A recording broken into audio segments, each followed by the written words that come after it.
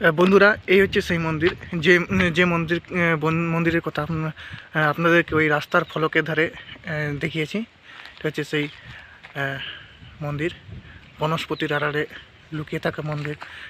এখানে মা কল্যাণেশ্বরী নামে পূজিত হন। তো এই মন্দিরের অনেক ইতিহাস আছে, অনেক লোককথা এই মন্দিরকে ঘিরে প্রচলিত আছে। খুবই জাগ্রত মা, বছরে 365 দিনে এখানে মা পূজিত হন।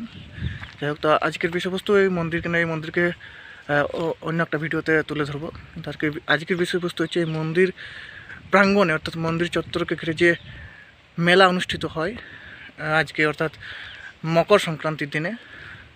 তো বন্ধুরা এই মন্দিরের চারপাশটা একটু দেখাই দিয়েছি। আর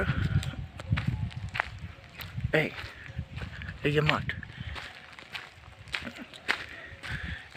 এই মাঠেই আজকে মেলা অনুষ্ঠিত হবে। দেখুন, তার কাজও চলছে।